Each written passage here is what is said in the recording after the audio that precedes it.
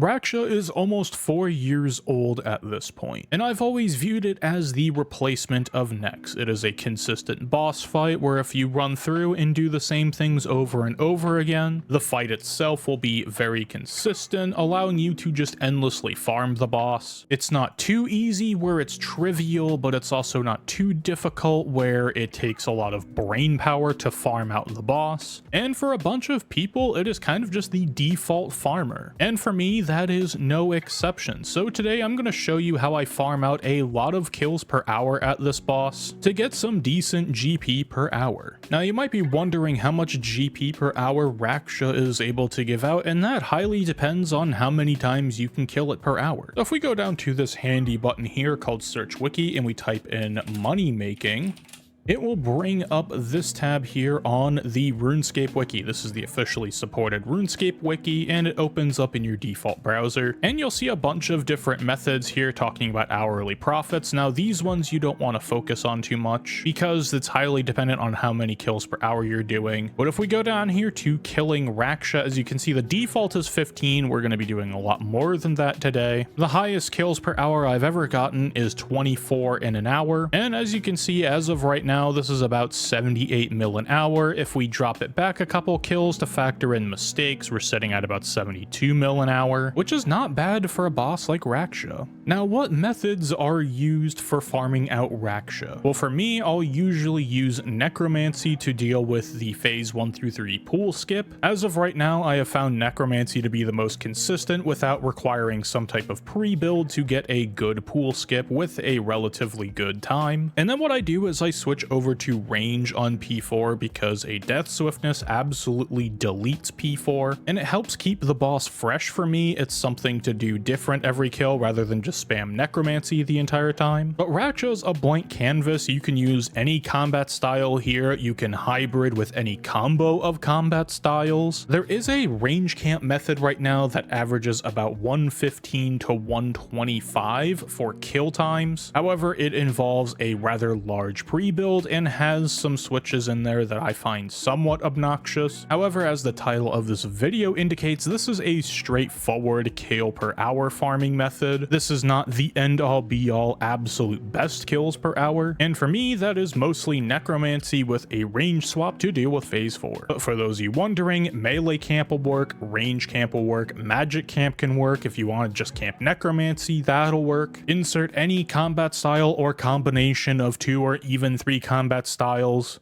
or if you really want to bring all 4, I mean, go for it, and you'll be able to do this boss. Speaking of doing this boss, let's actually look at the gear that I bring for it. Starting off with the worn equipment, I just have the full 5-piece set of the first Necromancer. There's nothing special on here. The perks are C4R5 and Impatient 4 with mobile on it, and I have the Slayer perks on here because this is my Slayer Necromancer outfit. And by Slayer armor, I just mean it has the Dragon Slayer and the Undead Slayer here. This is for bosses that allow a Slayer task and are specific to these types of buffs. I still need to buy a regular first Necromancer set that doesn't have these, but I haven't been using necromancy a whole lot, so it hasn't really made sense so far to get. The weapons here are just the standard T95 necromancy weapons. They follow the standard best in slot perk setup, which you can also find on the wiki by clicking the button, typing in biz space perks, and it'll bring you to a web page that'll show you different entry and advanced perks for all the combat styles, both armor and weapons and whatnot. Pocket slot, I just run Grim because it's simple and works for both combat styles.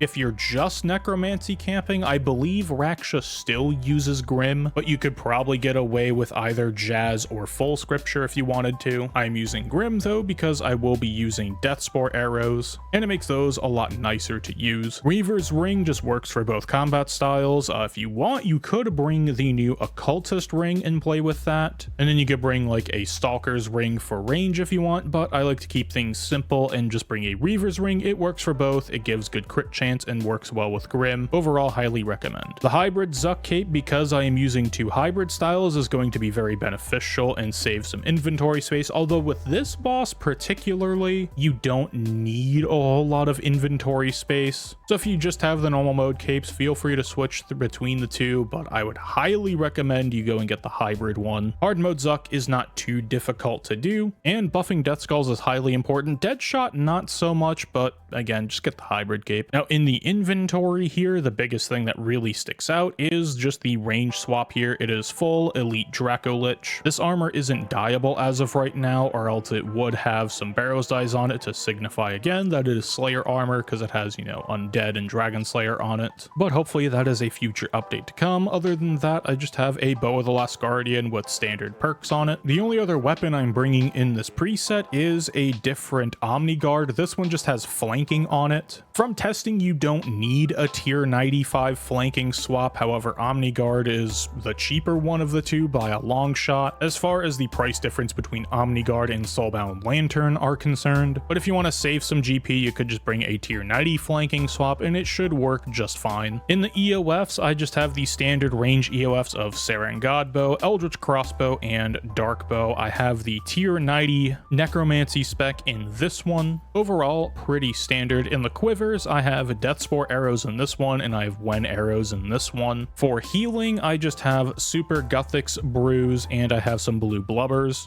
Honestly, you could probably just remove all of the food from this inventory. You're not really gonna burn through it at this boss. As long as you mind your prayer flicking at this boss, you will not be taking much damage. And I just bring a couple of portents here to help out when I'm using either ECB spec or the Split Soul incantation. That's usually when they pop. Sometimes they pop a little bit earlier, but overall these do help out throughout the fight. Blessed Flask is here just in case you need some extra prayer. However, the kills are pretty fast, so your prayer isn't really going to drain, and you have Powder of Penance to back you up on that front. So if you don't have one, just toss a Super Restore in here or whatever works for you. Vitpot is surprisingly helpful at Raksha, mostly when dealing with the rocks that happen on the phase transitions between phase 1 and 2 and phase 2 and 3. On either of those, you can just click Vitpot and then stand still and you should be just fine. The Nexus is just here for greater bone shield and for rezzing and or doing diverts. Vuln Bombs are pretty self-explanatory. You throw them, you get free damage. The rune pouches are here just so I have Disrupt Shield in case I need it.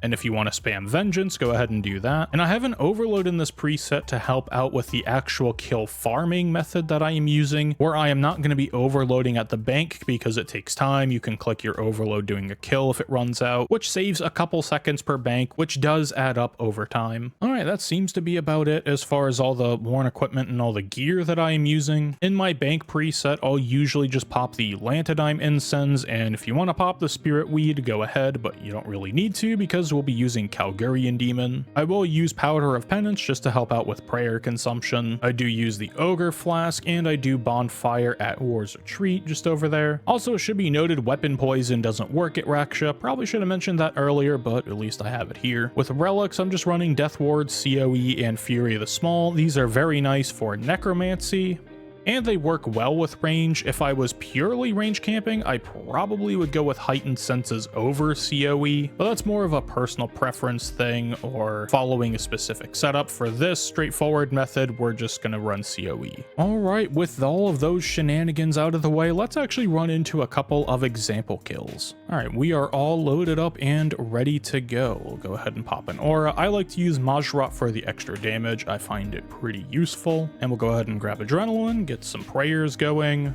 make sure our pocket slot is on, and go ahead and go through the portal to then start off our kills. So what I'll actually do here is conjure outside, hit the security gate and start, and then life transfer plus surge, command the ghost with a surge, hit invoke Lord of Bones, and then the skeleton command, and then target cycle with a skulls while tossing a Vuln Bomb, and then hit soul sap, touch of death, basic, and another soul sap. This is basically copy paste Raziel. Then hit Touch of Death, Death Skulls, a Skeleton command, and here I'll actually hit Soul Sap and a basic.